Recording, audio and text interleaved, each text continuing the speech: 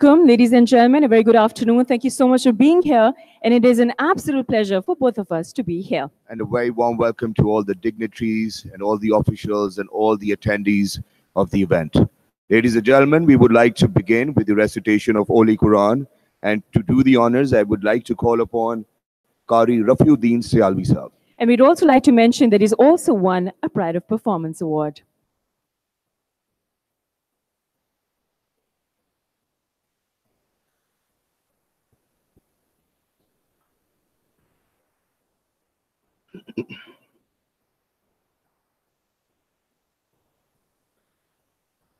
أعوذ بالله من الشيطان الرجيم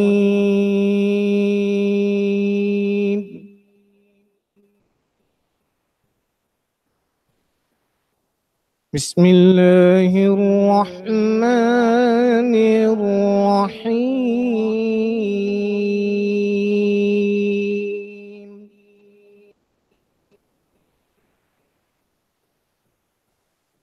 الله الذي سخر لكم البحر لتجري الفلك فيه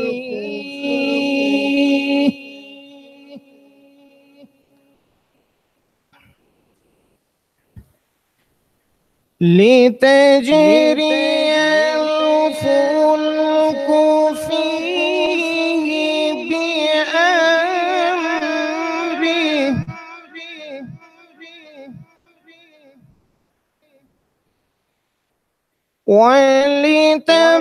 ولتبتغوا من فضله ولعلكم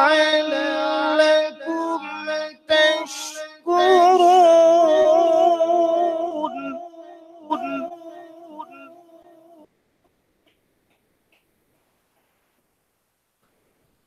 وسخر لكم ما في السماوات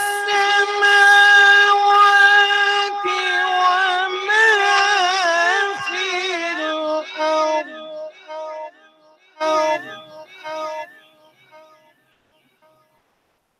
وما في الأرض جميعا منه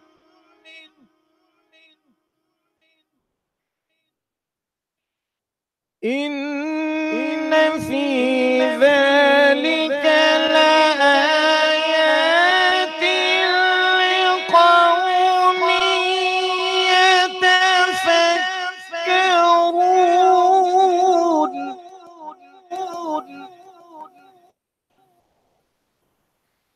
إن في ذلك لآيات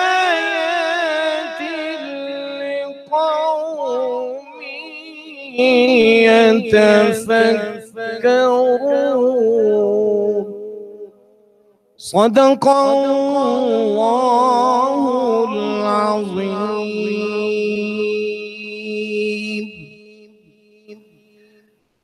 Allah is the one who has placed the sea under your control, so that ships and vessels may sail in it by his command, so that you may look for his bounty and you may become grateful to him. And he has made subservient to you out of his will whatever is in the heaven and whatever is in the earth, all of it under a system. Surely there are signs in it for those who ponder. Wa akhiru da'wana anil hamdulillahi rabbil alamin.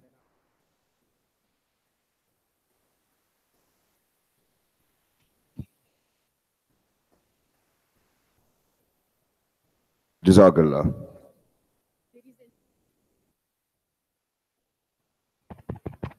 Ladies and gentlemen, we would like to request all of you to please kindly rise in honor of Pakistan's national anthem. Thank you.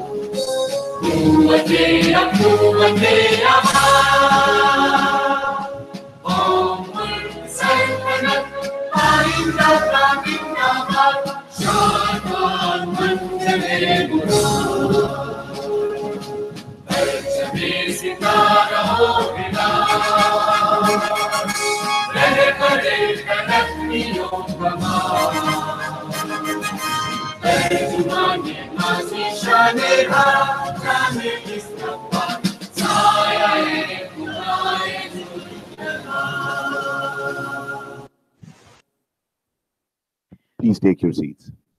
Wow, Shahzad, that feeling. It is immense and it's superb. That feeling you get when you listen to Pakistan's national anthem is absolutely wonderful.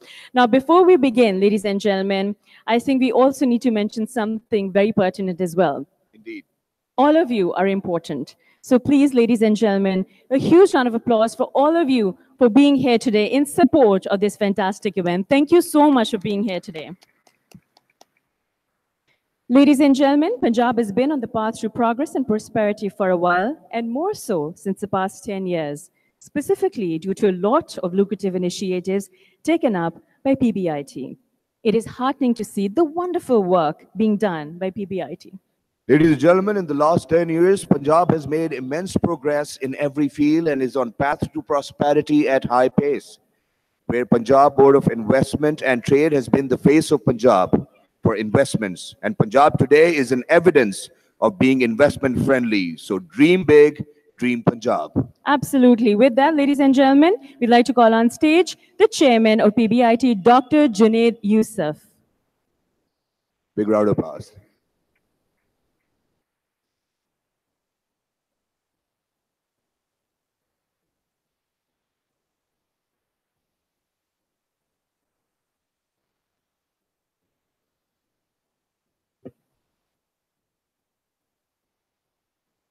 Honorable Minister for Environment, Mrs. Zakia Shahnawaz, honorable members of the Diplomatic Corps, distinguished foreign guests, panelists and speakers, respected government officials, media personnel, and ladies and gentlemen, Assalamu alaikum.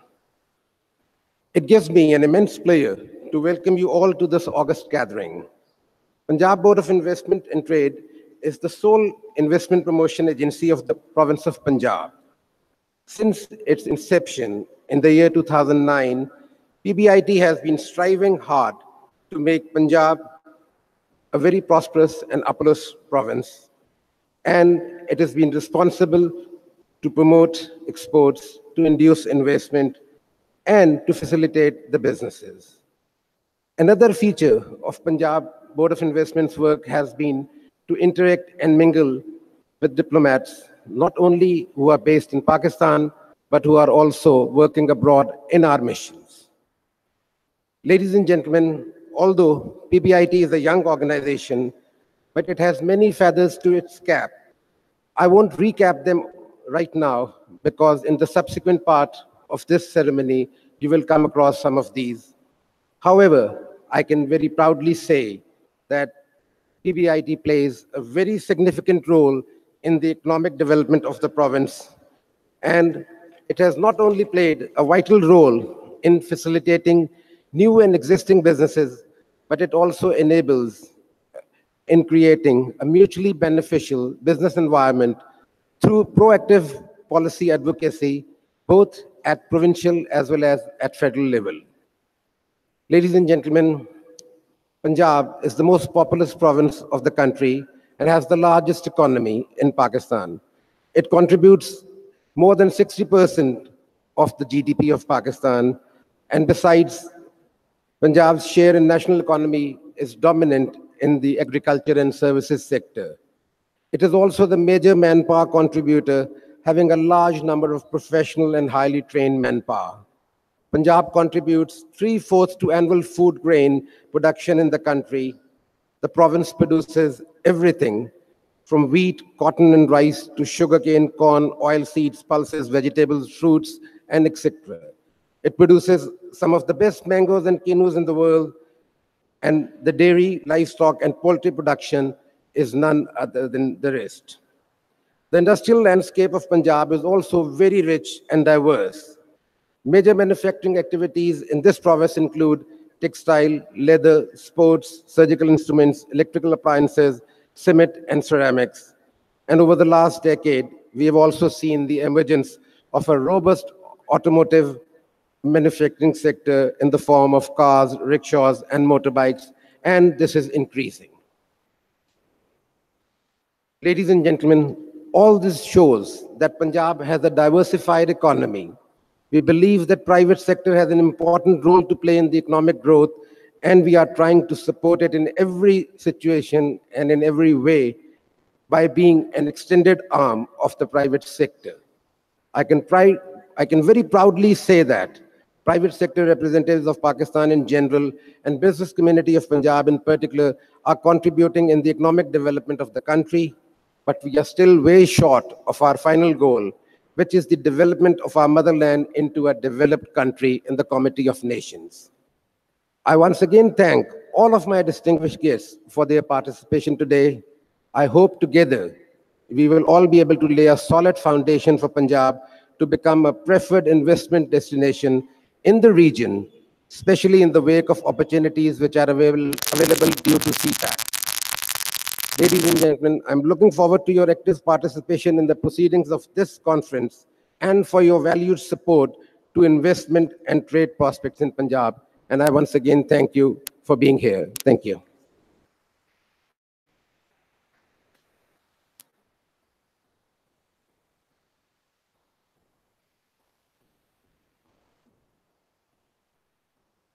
Thank you very much. Thank you very much. Thank you very much, Chairman, PBIT, Dr. Junaid Yusuf Saab. Now, ladies and gentlemen, moving on. We over here do not believe in just saying that we are making progress.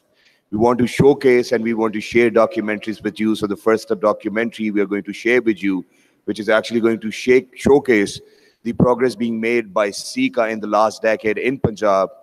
Let's take a look.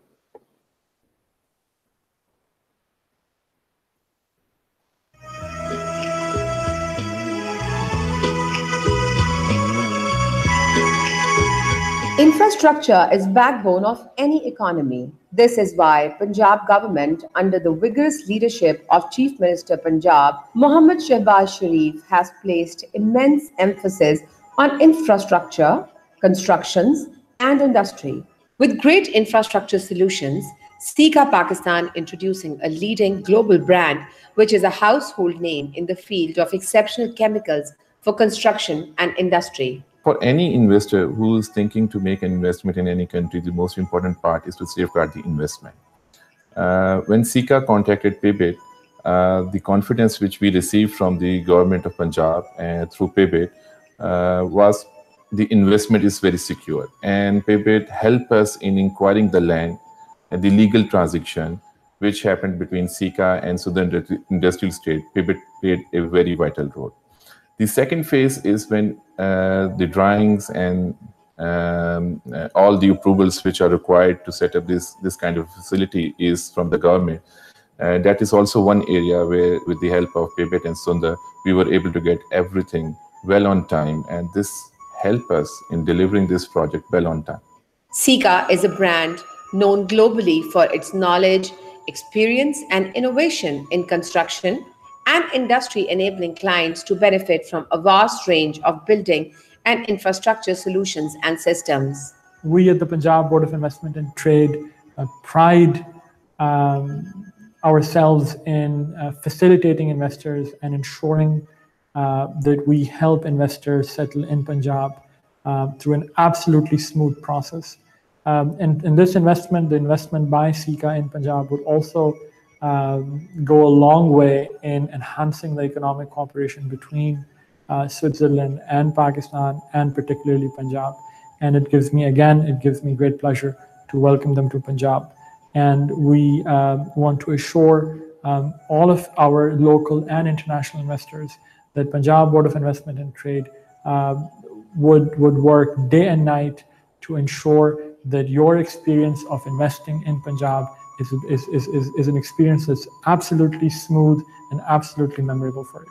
Bringing these expertise together in Pakistan is a big value for customers as Sika is introducing innovative strength, research, and development solutions with the expertise of a global network. Sika is known for supporting the industry and contributing to sustainable construction with master builder solutions. The full range of Sika's portfolio and know-how is known and valued worldwide.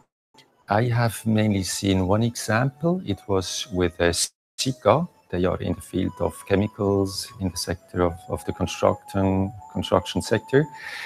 They built a plant in Lahore or close to Lahore, state-of-the-art factory, and the state of Punjab, mainly Punjab Board of Investment and Trade, they were extremely helpful in putting up the plant, identifying a place where to build the plant, and in the whole process, which was, of course, a difficult process, like always when you have such a big project.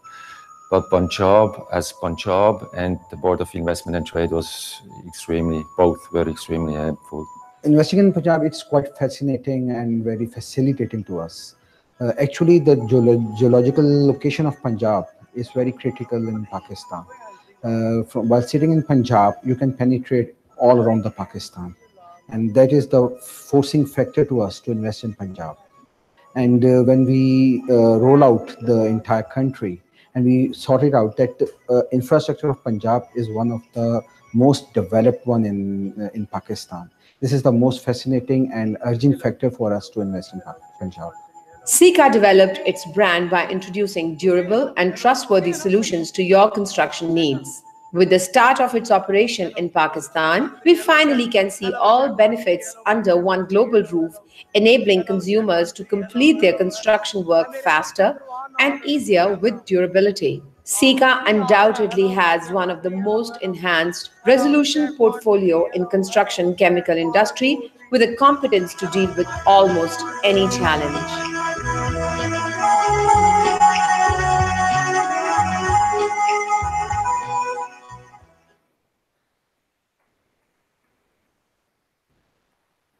This is why we are saying dream big, dream Punjab. Absolutely, and it's heartening to see the kind of initiatives taken up by Punjab. Really proud of that. Shahzad, I have a very important question. What is that? Now, the question is that life often asks you a very important and a very pertinent question. And what is that question? And the question is, what are you doing for others? What are you doing for your countrymen? What are you doing for the future of your country to make it better? What do you think? Which I think is a very pertinent question too as well. And with that, what we would like to do is... Absolutely. We shall be inviting on stage some wonderful panelists, our esteemed and our very respected CEO of PBIT, Mr. Janze Borana, as well on stage. But before I call him on stage, a very important and a very pertinent panel discussion on CPEC and beyond. Where to from here? Ladies and gentlemen, a little introduction about Mr. Janze Borana, the CFO, Punjab Board of Investment and Trade. He holds an MBA from Harvard Business School. He comes with years of experience working across Asia in private equity and developed finance. Please welcome the CEO of PBIT, Mr. Janze Borana. And for panel discussions, I would like to call upon Mr. Usman Waheed, CEO of Feroz Sons. Please give them a big round of applause. Mr. Jawad Aslam, Fellow Acumen Fund.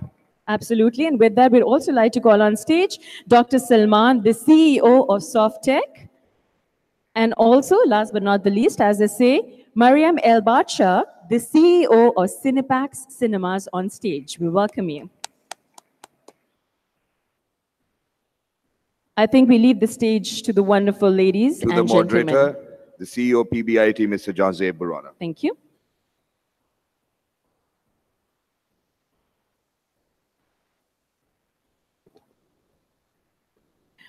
We just asked a very important question. Yeah. That what is our role here in the society if you don't really do a lot for the society in general? So this discussion is going to be about moving forward, about taking our way forward. So Shahzad, I feel that, a lot of times people here discuss ideas, yes, right? But you know what they lack? What?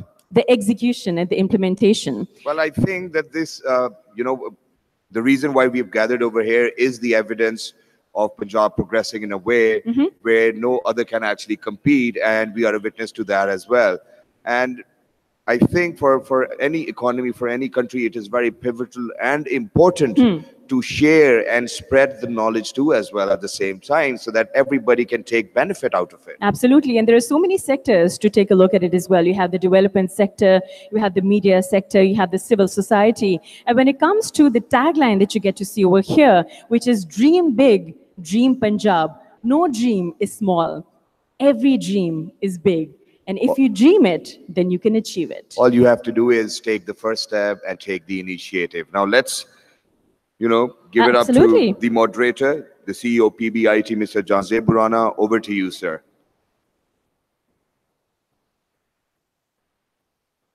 We're just waiting for the mics, by the way. So in a minute.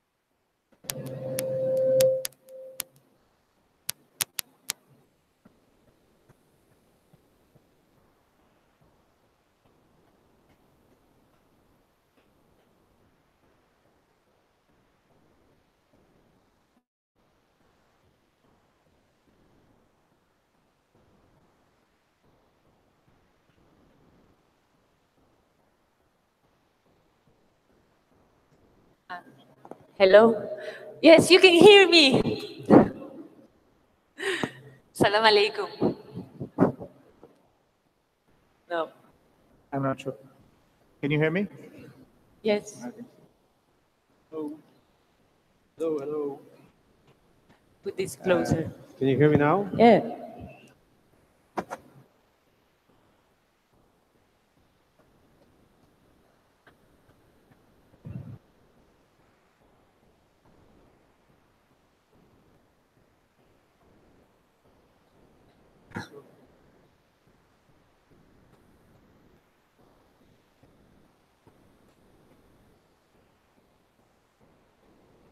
You're from.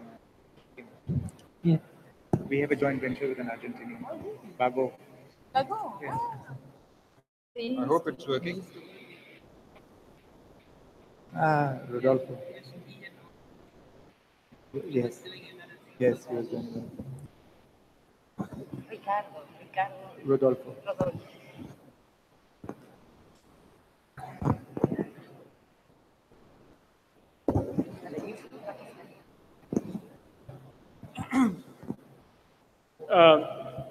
Apologies for that. So some issues with the mic. So I'll just stand here. It just means I'll have to stand a little longer, but I'm happy with that. So thank you everybody for being here. I'm really honored. Minister Saba, thank you. Aptashif Lai,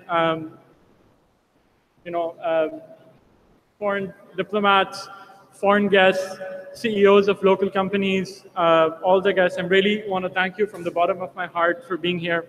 The purpose of the panel discussion is, look, we all know that CPEC is defining the developmental trajectory of Punjab, of Pakistan.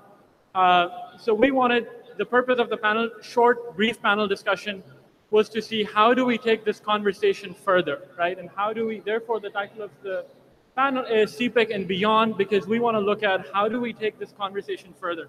Now, I have a very prominent set of panelists today. Thank you all for being here. Salman Iqbal Saab is the CEO of Softtech, which is a large IT company. Mariam Al-Bacha is Argentinian, CEO of Cinepex, which is one of the largest entertainment cinema chains in Pakistan. Usman Wahid Saab is CEO of Ferozsons. You know, Ferozsons does not need an introduction.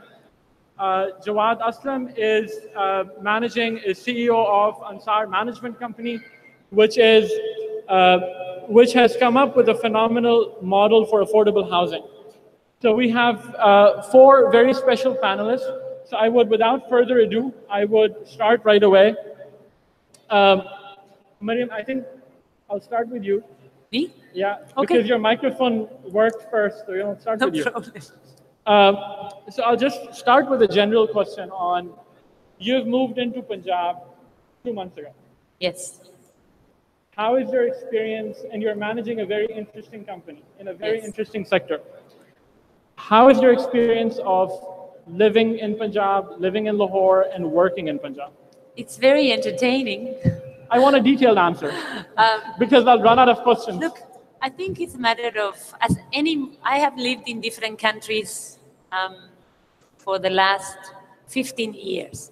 So as anything, when you move to a new country, you need to understand how the country works, how things are done, how you go to the supermarket, how, things are, you have to find ways and find your daily life, the routine of your daily life, which is necessary.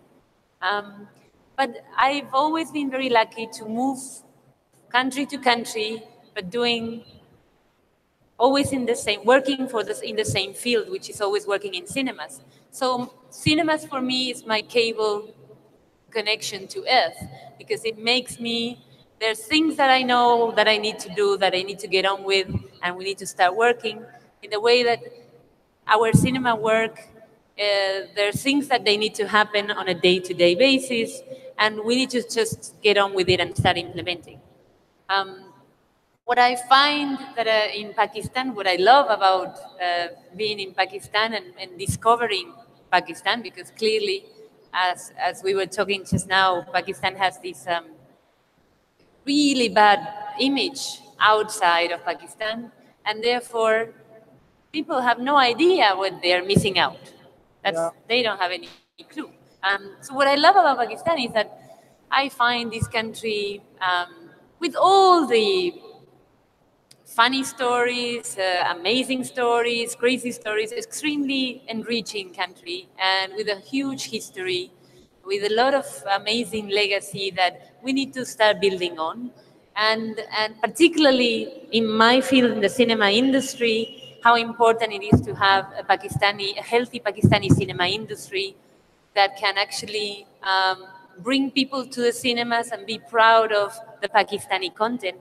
So those are things that I'm exciting to be part of, and exciting to see and to be here in Pakistan, trying to build this industry, not from the scratch, because there's already a base, but take it to the next X curve. Interesting. That's very true, right? It's a very interesting sector. It's a sector that has, the entertainment sector is a sector that has seen a lot of growth more recently. And I think the Punjab government needs a special applause for the friendly policies that it has specifically for the sector. So yeah. Usman Sahab, you are from a sector that's a strategic priority for the government, right? The healthcare sector.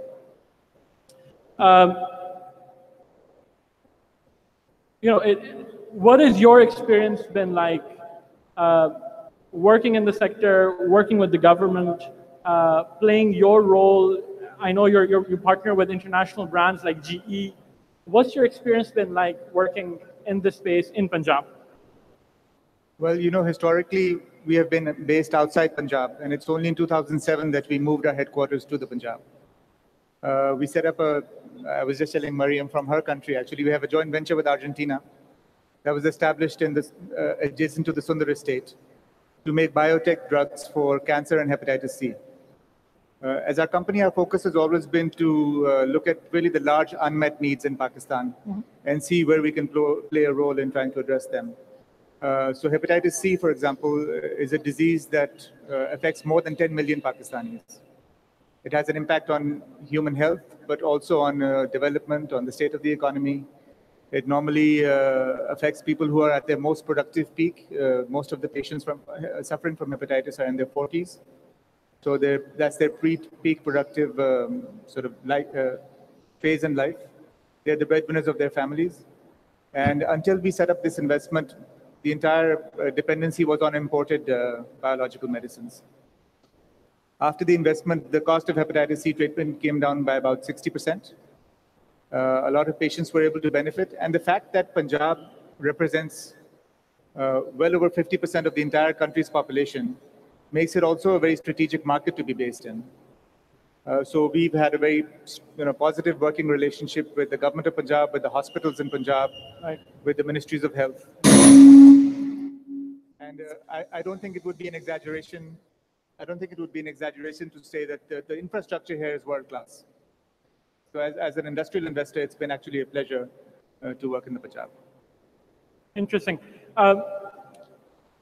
Salman Saab, I'd like to bring you here specifically on the point that Usman Saab raised on.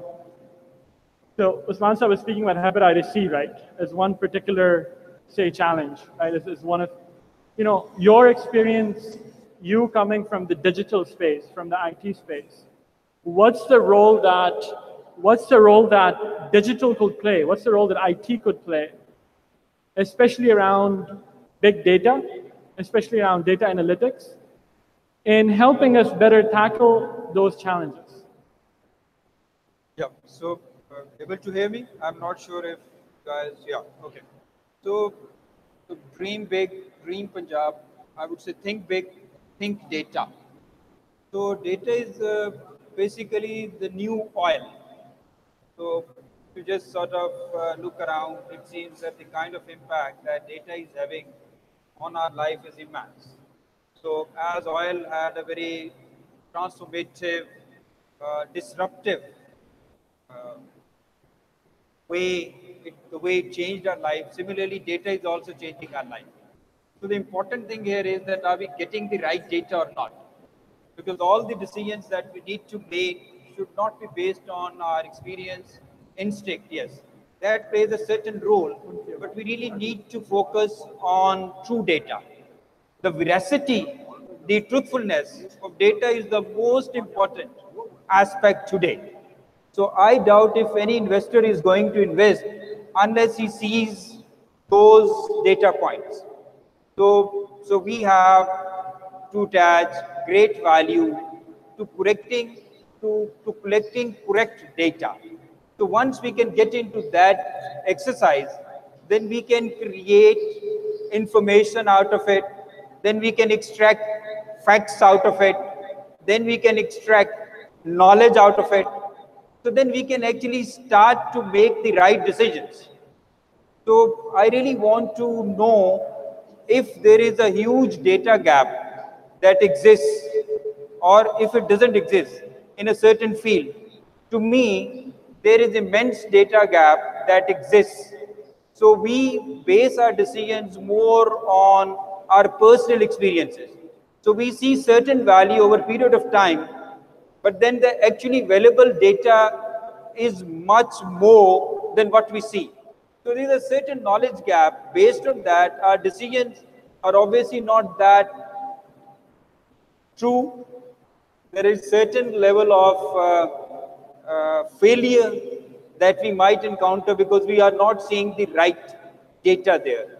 Certainly in Punjab, we see that a lot of IT initiatives that is helping to accumulate this information, but we still see that there are a lot of gaps. For example, I just want to relate to one event in 1854. So in 1854, there was spread of cholera in London. So nobody knew. Masses were coming with cholera disease. So there was this one very smart physician who basically traced down each death, the physical space and demographics of each death. And then he was able to trace it down to a water pump, that a certain water pump was contaminated. And that is what was causing these cholera outbreak. So that is considered to be the first true visualization of available data to actually help humanity. So my take here would be, yes, we are moving in a direction where we are getting that data, but we certainly need to invest more at a level where the data originates. Because if the data is coming in, then we can extract that information out of it. So my take here would be that automate your schools, automate your hospitals, automate your open government trends so that people can participate. So unless we generate that kind of data, we are not going to really be able to overcome that decision gap. Yes, we are taking right steps, but probably we need to take more steps in that direction.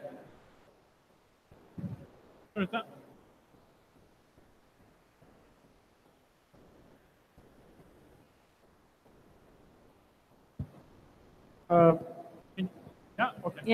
Yeah.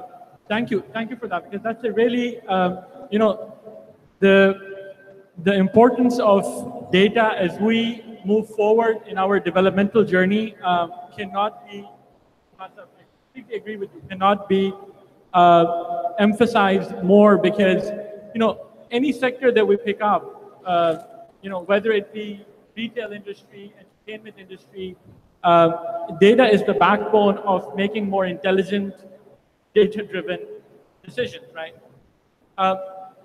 Before I get Jawad and Usman, I just want, since we're on this point, on Salman Saab's point,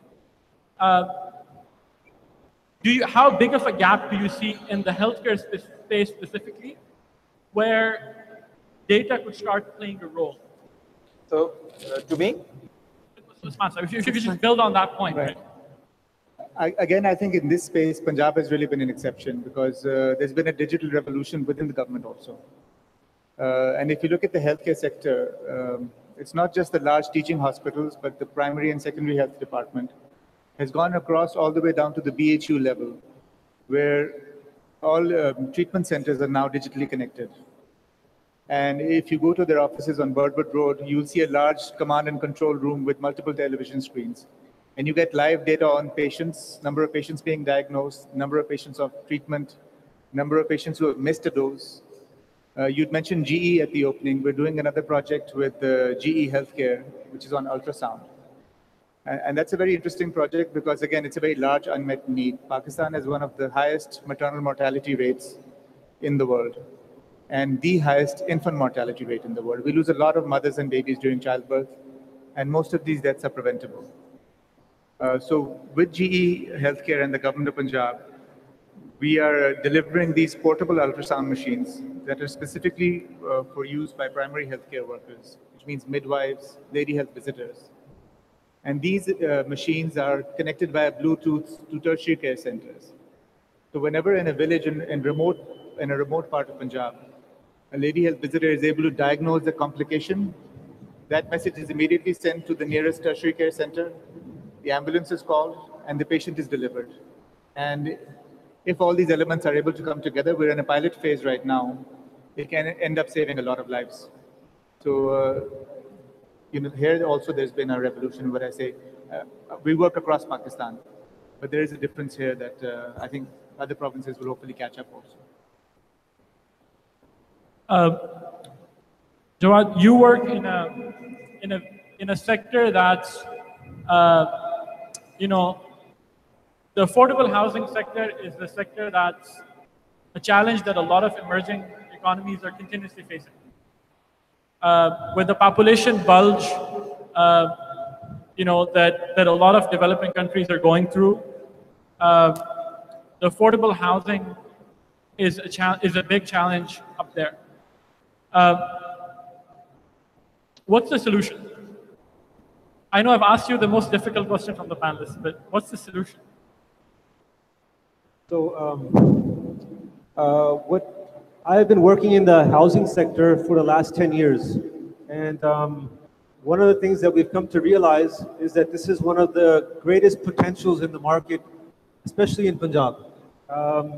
You have this population that's growing out of control. You have a real estate sector which is solely focusing on the higher income segments. So people who are earning, let's say, between rather 1 lakh rupee and more per month, they have options for housing. They have options for mortgages. But when we talk about the average income segment of Pakistan, and we talk about people who are earning between 30 and 100,000, there's no product out there. So there's a market opportunity here for anybody who wants to grab it. So what we have done in the company that I founded about 10 years ago is that we have decided to, first of all, we're now existing in 5 different places. We're in Peshawar, we're in Faisalabad, we're in Lahore, and we're in Multan. And we're building about 6,000 units. And the average cost per unit that is coming out to be between 10 lakh and 15 lakh rupees. So a full house, 3.5 marlas, covered area, 700 square feet, is costing between 10 and 15 lakh rupees. That's the cost that we sell it at. We don't make a profit on that. We make maybe a small margin or a few percentage points there. What we do is so the solution, Jahanzib, is that we come to the market and we say that we will sell you the home at cost, with the condition that you come and you start living here immediately. So the concept of speculators and investors is out of the picture. So for 60% of your homes, people start living there. So imagine you have 1,000 homes or 1,000 plots. You've built up 600 homes and people are occupying it within the first 2 years. The value of the remaining 400 plots goes up and we sell that at market rates. And so the net result is that we're able to get about a 10 to 15% ROI on our projects over a 5-year period. And this model has been able to attract a healthy amount of investment from the UK at this stage right now. Interesting. I mean, that's true. The real estate play right now is very much on a certain segment, right? And I think for a lot of the businesses, whether it be hospitality, whether it be entertainment, and Miriam, so I'll just come to that, building on Jawad's point, is in your business model, right? As when you look at it as a cinema company, how much of it is a real estate play? How much of it? How much of it is a real estate play? So I mean, how much of it would you be? So let me just elaborate on that. Would you be? Would you just want to focus on the entertainment business and rent the real estate, or as you look at it in terms of your business, do you want to do the real estate yourself? We are counting on the real estate development because we need more locations. This is an extremely under-screened market. Pakistan has 200 million people population and 120 screens. I have come just from Malaysia. I lived there for 4 years. We were 30 million people in Malaysia, and we have 1,500 screens. And still, they have opportunity to grow. So there's a lot of work to be done in terms of real estate. So we need, in our business, we're working with landlords, real estate developers, that they do malls, shopping malls, entertainment complexes, so that we can be part of that. And in some other areas, we are developing our own entertainment complex with the cinema as an anchor tenant, because that's what cinema does.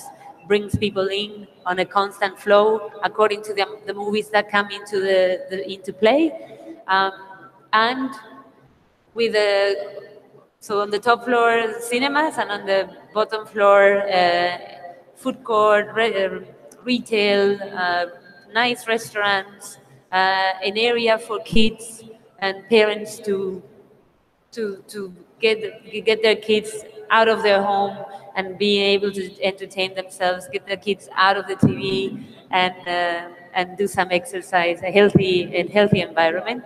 So we are working on that too. So we have to work in the two fronts. So people are already doing developments, and they're developing cities, or they're developing neighborhoods so that they can incorporate a cinema in it. And as well, we are also working with our own projects, because we see that there's opportunity for all. Salman Sahab, I guess just wrapping up your point, from an investment perspective, and what would be of interest to the Punjab Board of Investment and Trade is, how do we start bringing more investments into data, right? And in your view, how do we shorten the distance to becoming a more data-driven economy? I think the data element has to be considered from ground up. It has to be based on outcome. So, for example, if you want to gauge the outcome of school systems, obviously you need to gauge the quality of students. So if you have trained the teachers right, provided the right facilities in the school, so that students are able to learn a certain component to a point where they are able to answer certain level of questions properly, then we will say that the investment that was done was the right investment, because the outcome basically justifies. So in order to gauge that, obviously you need to collect information. So the investment has to go into collecting the information from all these underlying core facilities that primarily is our investment in future. So be it hospitals, be it schools, be it public area places, you need to gather information. For example, because this is the China thing, take an example of Alibaba city brain. For example, Jack Ma in his own city has put up a smart IoT-based congestion management system. So what he's trying to do is to gather information so that investment is done in the right direction. So unless you are gathering where the congestion points are, where more accidents take place, where, for example, certain hazards exist. So all of that is continuously captured. So then you are able to make more educated, prudent decisions. So if we start investing in gathering data, so you need to set up infrastructure. So maybe we can bring in investment where the investment is, yes, roads great, bridges great, all that is great, but at some point in time, the physical space is finite. It's going to saturate. So then we will have to have some more intelligent ways to ensure that people are still moving without facing congestion. People are still living in a criminal-free society. So underlying, we have to have that ability to collect information. So maybe the way forward would be actually to seek investment in setting up all these data points so that we can improve our schools, we can improve our health facilities. We cannot improve health facilities. For example, in a particular district, we always find that there is, throughout the year, there is a gastro problem. Now, how do we know that this district is gastro-prone? So only if we can collect that data. So obviously, the way forward is to start sort of collecting these data points, get investment where all this information can be collected so that we can move towards extracting facts out of it and then taking certain right measures to ensure that all this benefit is passed on to the public through open governance, having dashboards throughout the city to ensure that everybody is participating in the gains that we do through these measures. Yeah, thank you. Yes, absolutely. I mean, I think the ground up is the key, right? So sort of data coming ground up, across sectors. Usman Sahib, if I'm trying to now wrap up the discussion and sort of conclude. If you were healthcare is a broad sector, right? If you were to prioritize 2 or 3 areas that you would want to see more investment coming in within the larger healthcare space, what would that be, sir? Because we're wrapping up, I'll restrict it to only one. Mazari? Because we're wrapping up, I'll restrict it to only one priority area. And I think it's true in many senses that we're a country of 207 million people. It's a developing country. Our resources are always going to be not enough for our needs. So a country like Pakistan has to have a preventive health approach. We have to take a public health approach to our healthcare problems. Now, Punjab and the rest of Pakistan also, other than being a very fertile province in terms of our land, in terms of people, we're also quite fertile. We produce about 6 million babies annually. And we don't produce a single vaccine in the country. So if you look at the healthcare needs of the country, and as a healthcare investor, also the opportunities, vaccine production would be number one. The developing world as a whole represents about 85% of the global population. We represent 93% of the entire disease burden of the world, but only 18% of vaccine consumption. So there's a big mismatch. And one of the reasons is that vaccine production is limited to only a few countries. And logistics, because these are cold chain items, you have to transport them, store them at 2 to 8 degrees, become a major challenge. So oftentimes, deliveries are delayed, doses are missed, and even within the country, because of a lack of proper cold chain, the potency of the vaccine is impacted. So both in terms of development of the social sector, the economy, but also as a business opportunity, really, vaccine production would be the number one opportunity that I would identify for Punjab and also for the rest of the country. Thank you so much for that. So vaccine, as Usman Sahib is saying, vaccinations is one very key area within the larger, broader healthcare space. That would really benefit from more investments coming in, both from the public and the private sector. To our sort of wrapping up comment, but I also want you to quickly shed light on one challenge that, in my experience, of working within of having invested in the real estate affordable housing space, housing is not just a brick and mortar problem, right? It's the sort of housing challenge. It's also a problem partly of the right financial products that you have, right? Of the right financial products like mortgage, financing, etc. How much of that do you see as a problem in Pakistan, and your final comments? How much of? How much of that is also a problem that you see in the Pakistani market context, and also your sort of final comments that you may like? The question is, how much of that is a problem? How much of is the financial products, the availability or non-availability of the right financial products? Yeah. Financial products. So, I mean, to put it a different way, one of the biggest challenges, the biggest challenge we have actually, is end user finance. So you have the majority of the Pakistani population, or let's talk about Punjab here, where the population is earning that amount which is below 100,000, and a lot of the people are undocumented, they're self-employed. And so you have, on the one hand, the sector that's addressing them is a microfinance sector. And the commercial banks are offering the right interest rates, but the ones who are able to deal with them are the MFIs. The MFIs are charging 35% or 30%, so which makes the mortgage product completely impractical.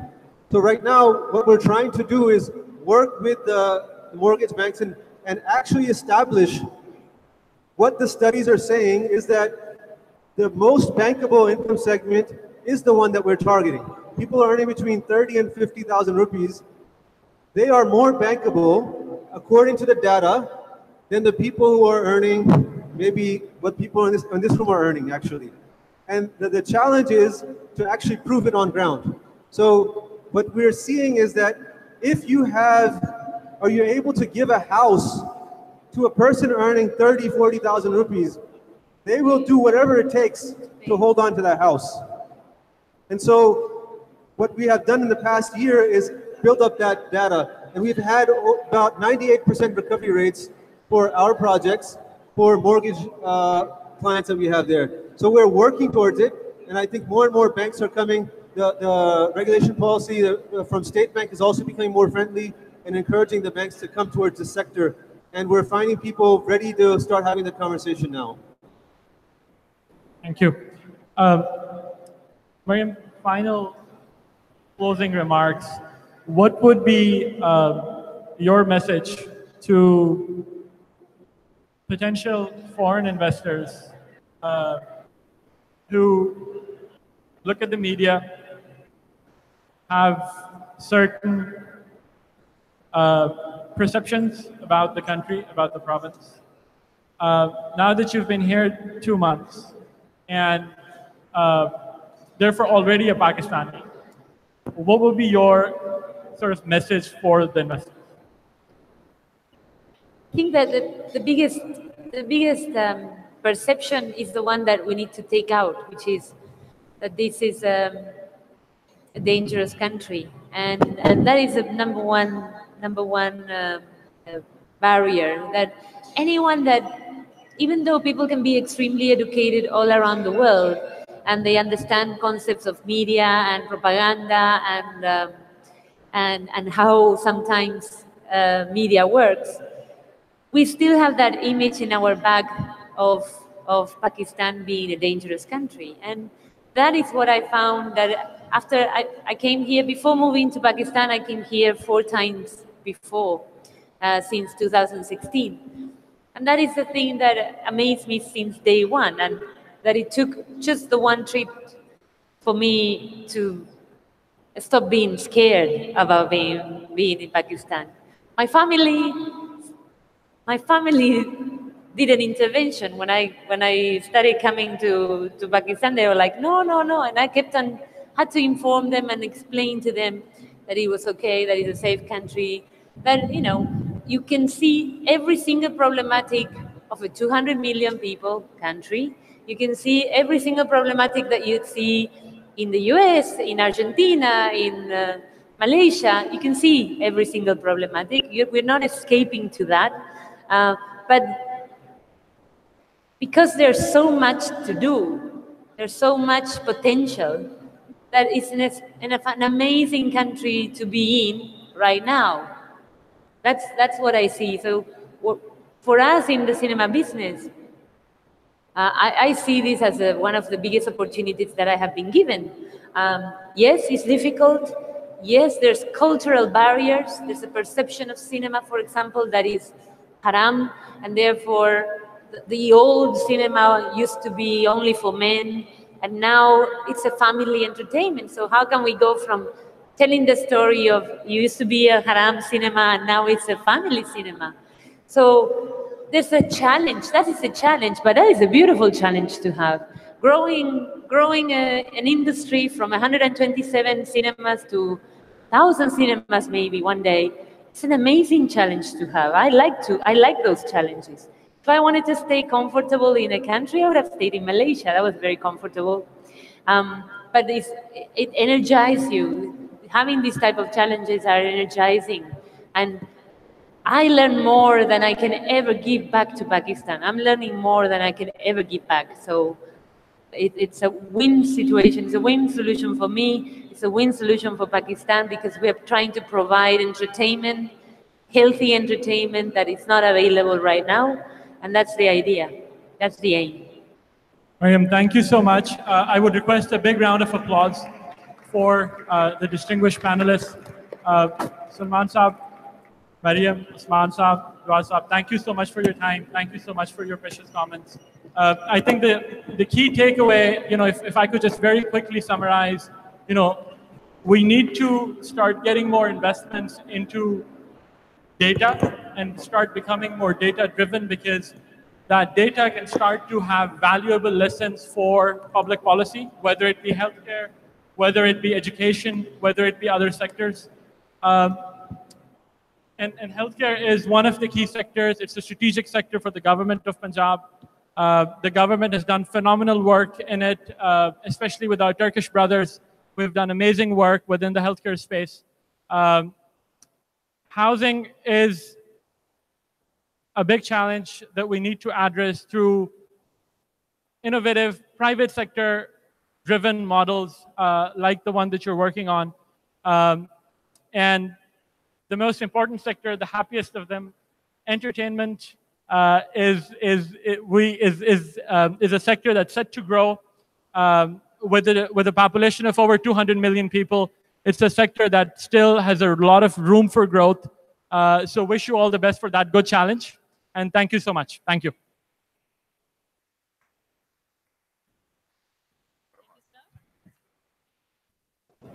Thank you so much, ladies and gentlemen. That was a wonderful, wonderful discussion. Very enlightening also, Shahzad. What do you think? Exactly. I think that, I want to reassure my faith and belief in the prosperity and progress which Punjab is making or Pakistan is making at large. Because, Sophie, when we talk about all segments of society, this is where we dream big. This is where we are together. This is where we are one nation. Absolutely. And they say that if you can think it, then you can be it. So the fact of the matter is that there is an idea and there is an execution of that idea. And execution always has to have support. And if you have support, that's how you take it forward. So just imagine that, we have people discussing about affordable housing, real estate development, data-driven economy, teacher trainings, healthcare, till the grassroots level. Right. This is where we are becoming big and we are dreaming big. Absolutely. And there's no stopping us now. Exactly. And since we earlier said that we just do not believe in just saying, so now I want to share a documentary by MMC Recycling Resources, which actually encompasses and engulfs the contributions they have made to Punjab. So let's take a look.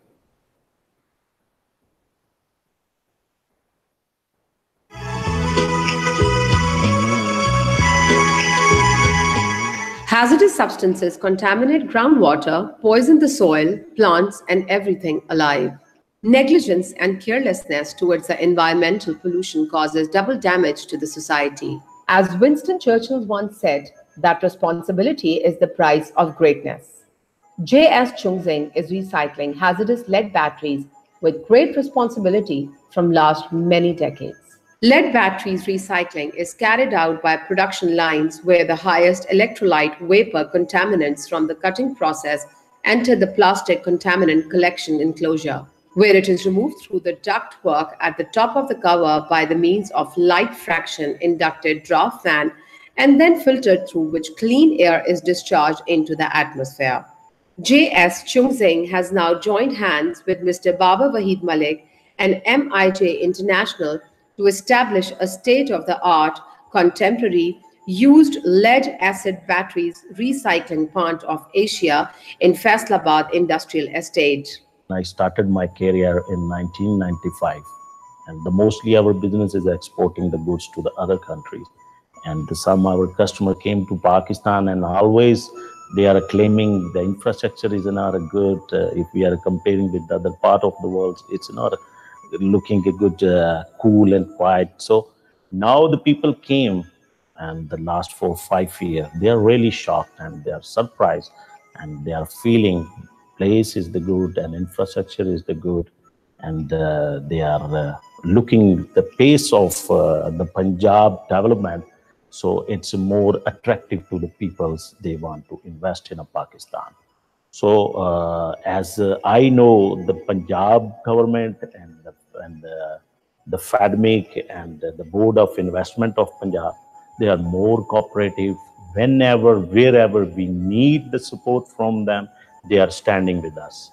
The plant aims at producing green lead with an annual capacity of 100,000 tons of used lead-acid batteries to produce 99.994% pure lead and lead alloy. MMC is a very strategic and very significant investment in the area of lead battery recycling. We in the Punjab government place immense emphasis on the environment, and therefore we at the Punjab Board of Investment and Trade are very, very keen to attract investments in this sector. This state-of-the-art facility will display high-end environmental performance by 0% discharge of wastewater into environment, 0% acidic liquid waste, 0% air pollution emissions. This up-to-the-minute plant is under construction with a focus on health and safety issues. The facility is going to be equipped with innovative super desulfurization process. Whole production procedure will be observed with central monitoring system, and strict quality control procedures will be followed at all stages of the production process. We get to Pakistan from last year June until now. Many local government agencies visit our factory, pay more attention to our project. They visit our factory, ask which kind of help we needed. For example, the Punjab Environmental Protection Agency always visit our factory so many times, ask which kind of help we needed, then give us much more support. Pakistan is really a friendly country, friendly people. That's why we choose Pakistan to invest. The total cost for the project is approximately $30 million US, and this project has multiple benefits for our country and economy. I would like to thank the Punjab Board of Investment and Trade, as they, from the beginning of this project, start of the ISBOP, we have signed this project, this initiative was started. And after that, throughout this 2 years period during our construction, our plant and machinery import and various other matters, Punjab Board of Investment has always facilitated us. Punjab government has given utmost attention in facilitating MMC Limited at all stages from agreement to establishment of the plant. They have been assistant in acquiring land, obtaining license, NOC, and setting up of the facility. The speed and scale of development of Punjab is moving in a promising direction, and all this has become possible due to the untiring efforts of Chief Minister Punjab, Mohammad Shehbaz Sharif. The establishment of this recycling facility clearly shows that Punjab Board of Investment and Trade is taking determined initiatives and functioning as one-stop shop in order to facilitate investors.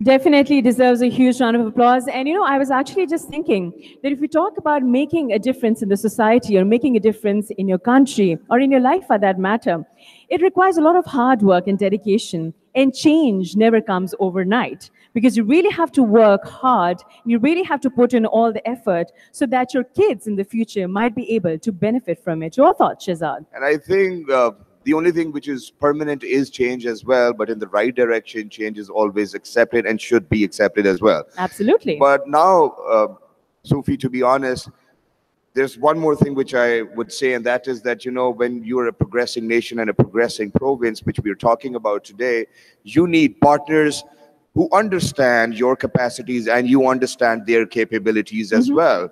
And this is why we signed some memorandums of understanding for some future prospects. Right, for sustainability also. Well, sometimes you have partners in crime, they say, but this is definitely going to go a long way, and I'm sure that this would make way for a lot of lucrative things happening here in our country. Inshallah. And to do the honors, I would like to call upon Chairman, Punjab Board of Investment and Trade, Mr. Junaid Yusuf, and CEO PBIT, Janze Burana, to please join us on stage for the MOU signing ceremonies. There are 5 MOUs and 1 letter of intent. Absolutely. We'd also like to call on stage respected Madam Zakia Shahnawaz, Honorable Minister of the Government of Punjab. Kindly come on stage.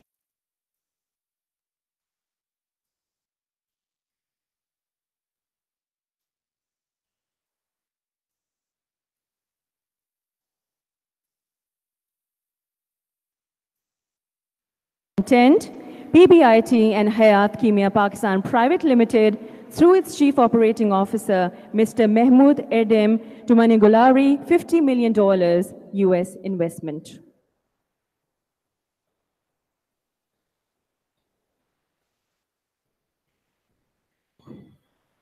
Once seated, we are going to be moving towards the first MOU signing, which of course is going to be PBIT and Huawei Technologies Pakistan Private Limited, through Managing Director, Mr. Laiwen.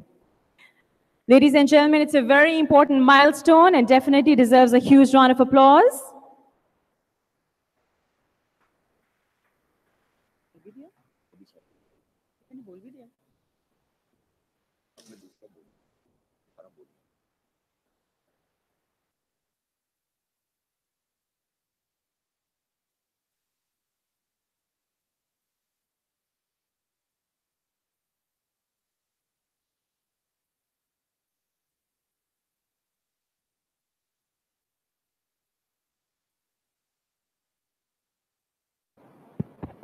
Ladies and gentlemen, this is history in the making. A big round of applause for all these initiatives being taken. Absolutely. And I think all of us are definitely the witness to that as well. Once again, we'd like to repeat, we have the letter of intent. PBIT and Hayat Kimia Pakistan Private Limited, through its Chief Operating Officer, Mr. Mehmet Erdem, to Manungulari, $50 million investment. A huge round of applause, ladies and gentlemen. Now for the first memorandum of understanding. We have the PBIT and Huawei Technologies Pakistan Private Limited through Managing Director, Mr. Laiwan. Because this, as mentioned earlier by Shahbaz as well, is a milestone, I don't think that the applause should stop once they're on stage. Ladies and gentlemen, we would really appreciate your support as well. This is what we call dreaming big, dream Punjab. Yes. And of course, as you mentioned earlier, the sustainability factor when it comes to partners. Exactly. So now, as you can see on stage, ladies and gentlemen, once again, PBIT and Huawei Technologies Pakistan Private Limited, through the Managing Director, Mr. Laiwan. Punjab on the path to prosperity. Please give them a big round of applause for all of these initiatives. Dream big, dream Punjab.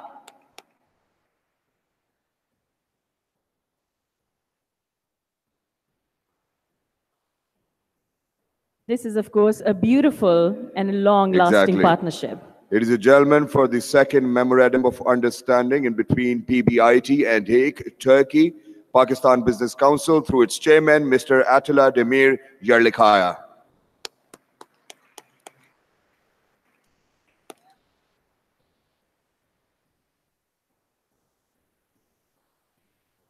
Ladies and gentlemen, let's continue the round of applause till we're still on stage for the signing ceremony that is currently taking place.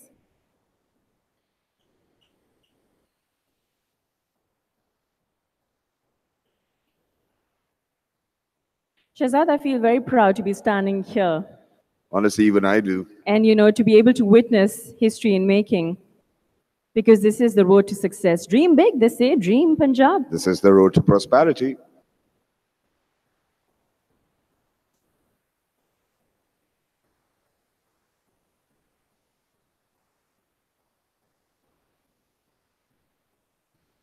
And now this is the moment where we clap. Thank you so much.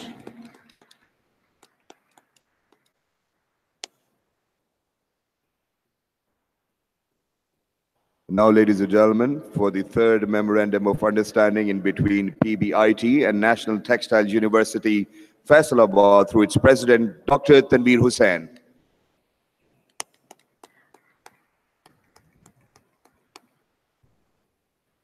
We can have Dr. Tanveer Hussain on stage, please. He's on his way. We see him. Ladies and gentlemen, please a huge round of applause for Dr. Tanveer Hussain.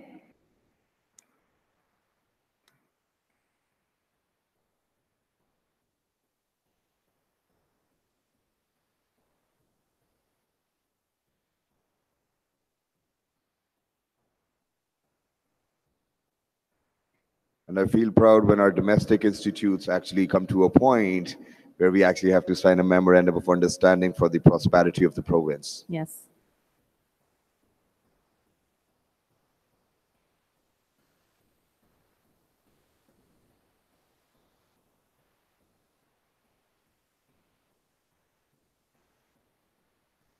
Shahzad, building partnerships is very, very important. It is. This is how you progress. Absolutely. But maintaining them is equally important.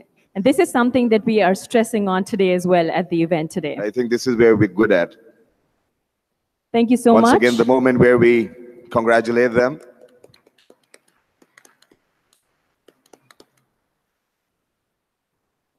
Time now, ladies and gentlemen, for the 5th Memorandum of Understanding signing. PBIT and the Mitchell's Fruit Farms Limited, through its Chief Financial Officer and Company Secretary, CFO, Mr. Noman Munawwar.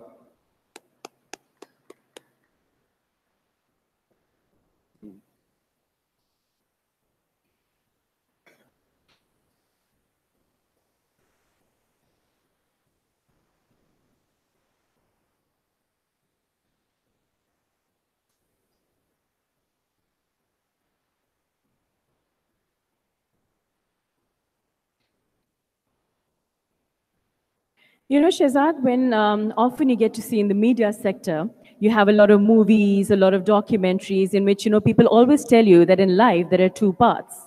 The first path is always going to be very easy, but in the end, it's not going to pay off. While the second path is going to be very long-term, very difficult, but by the end of the road, you will see your destination. Very wise of you, but let's congratulate them, ladies and Absolutely. gentlemen. Congratulations. Last but not the least, ladies and gentlemen, PBIT and a three-party consortium comprised of China Railway Construction Corporation International Private Limited, through its Managing Director, Pakistan, Mr. Wang Li, and Beijing Pan-China Sports Industry Company Limited, through its President, Mr. Li Haibin, and Integrators Private Limited, through its Heads of Sales, Mr. Muhammad Imran Masood, a big team. And I think they definitely deserve a big round of applause. Ladies and gentlemen, please. Thank you. And nin hao to all our Chinese counterparts.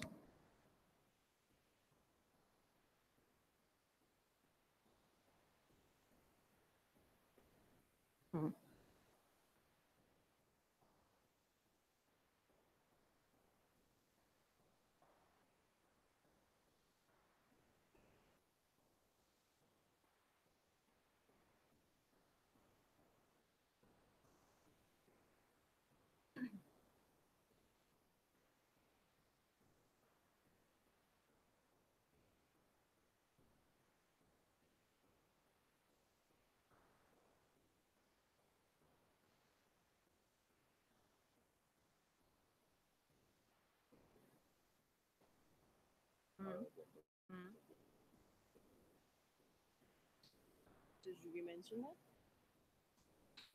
Request them.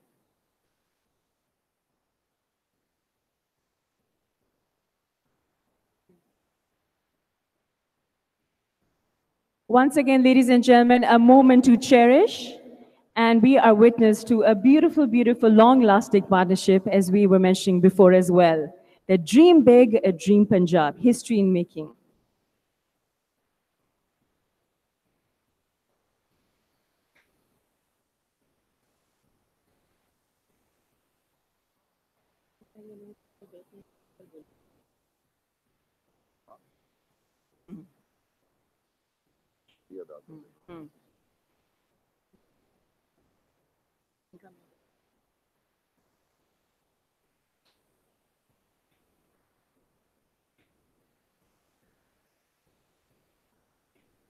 I can thank these people.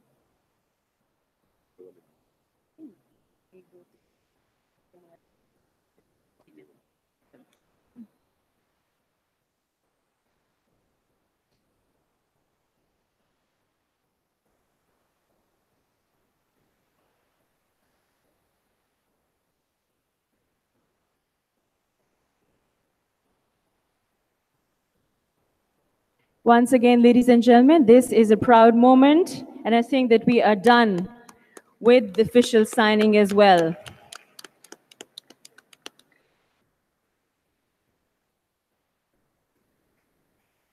Wow, fantastic sight to witness.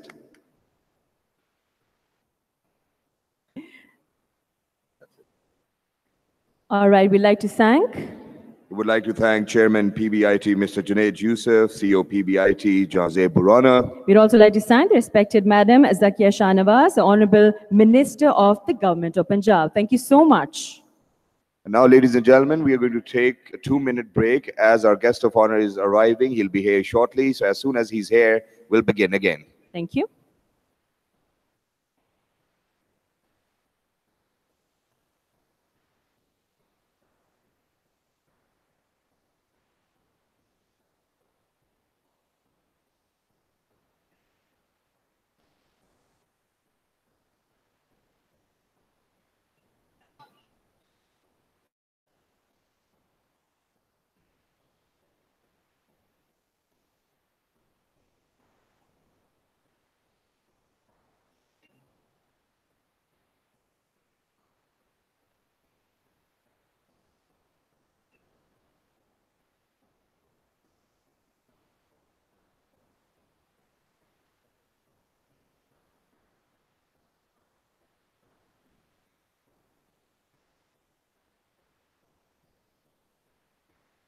Ladies and gentlemen, a very warm welcome for our guest of honor, Honorable Minister for School Education, Rana Mashood Ahmed Khan. A very warm welcome and a big round of applause, ladies and gentlemen. Absolutely. And thank you so much for coming here today and for gracing this event with your presence. Your support is highly appreciated. And ladies and gentlemen, once again, a huge round of applause for our guest of honor.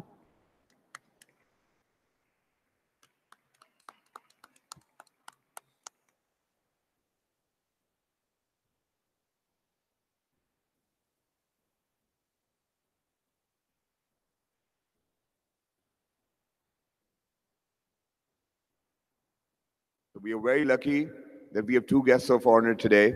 So we are waiting for our next guest of honor, who's Mr. Hamza Shahbaz Sharif, Member National Assembly. So as soon as he's here, we'll proceed with the beginnings of the show, I guess.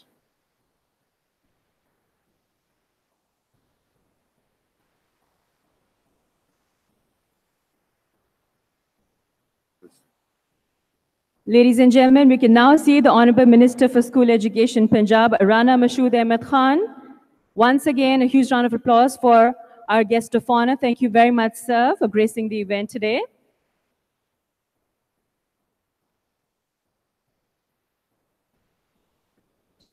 And then show this documentary.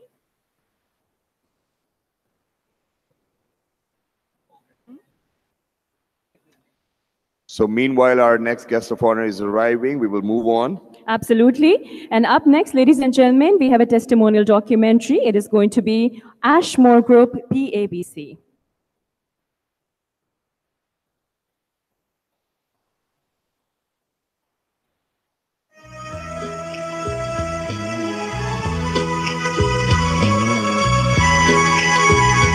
Aluminium cans are the most sustainable beverage package on almost every measure. They have a higher recycling rate and more recycled content than other competing package types. Recycling of aluminium cans not only saves energy, it also avoids the mining of new bauxite ore used for aluminium production. They are lightweight, stackable, and strong, allowing brands to package and transport more beverages using less material. UK's Ashmore Investment and Liberty Group Pakistan established Pakistan Aluminium Beverage Cans (PABC) Limited in December 2014. This first ever $80 million international standard tin packaging plant is completed in a record time. I think the proof of the pudding is in the eating. In 14 months' time, we were able to put up this huge facility from groundbreaking to the final operational plant. Punjab Board of Investment and Trade has been hugely cooperative. And this is testimonial to the fact that, as I said before, results speaks louder than words. If we are able to put up this plant in 14 months' time in this industrial zone, this would not have been possible without the cooperation of the Government of Punjab and the Punjab Board of Investment and Trade. Every time we engaged with Punjab Board of Investment and Trade, we got excellent service, we got good advice, and we got proactive help. The plant is established on 24 acres of land, which has a capacity of 700 million cans per annum, expandable to 1.2 billion cans per year. When we ventured on this journey, we thought that a lot of problems, a lot of bottlenecks will come our way. But the way things were managed and the support that we got from the Government of Punjab, the PBIT, the federal government, and many other semi-government institutions, which include companies like FIDMEC, that was tremendous. We always felt very, very welcome wherever we went. And we were always supported, we were guided, and that's the reason we could complete this project within a time frame of 14 months only. It wouldn't have been possible without the support of all these people and institutes and government that we could have done it. It wouldn't have been possible. Any businessman or any investor would want to make sure that when they invest in some new area or new region, they want to make sure that their investment is secure and is helped, and the government is a stakeholder in that investment as well. So this is exactly how Ashmore, being a UK private equity firm, they felt, and I would encourage everybody else, all the people outside thinking of investing in Pakistan. I'm sure that how Government of Punjab and the Punjab Board of Investment and Trade helped us, they will be more than happy to help everybody else. for the betterment of the country. This manufacturing facility not only enabled Pakistan to get rid of its tin packaging imports, but we are now exporting aluminium packaging to Afghanistan, while Bangladesh and other countries in the Southwest Asia are our next market. In Punjab, we have very professional management in all the public sector companies and work day and night working for delivering the projects and facilitating the investments in Punjab. So that's why Punjab is the destination of choice for the foreign investors and the local investors. We have dynamic leadership here in Punjab. We have a very supportive infrastructure here in Punjab and professional managements all over in Punjab. So that makes it a place of choice for the investors. Punjab Board of Investment and Trade is undoubtedly functioning as one-stop shop in order to facilitate investors, while Faisalabad Industrial Estate Development and Management Company is providing all the facilities to investors in the industrial estate.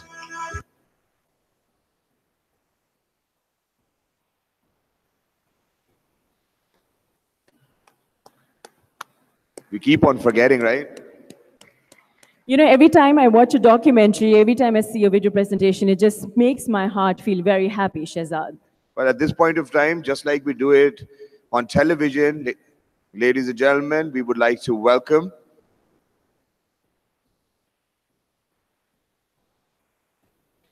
Ladies and gentlemen, we'd now like to welcome the Chinese Consul General, His Excellency Long Dingbin. Thank you so much, sir. for gracing the occasion. Nin hao. Absolutely. Min hao. Welcome, welcome. They say Pakistanis are known for their hospitable nature and for being very, very warm. So once again, ladies and gentlemen, we'd like to welcome officially the Chinese Consul General, His Excellency Long Dingbin. This is what we say. Pakistan, China friendship, Wong Swoi. Absolutely. So at this point of time, ladies and gentlemen, like we do it in television, we're going to go for a short break. We will be right back. Stay on your seats.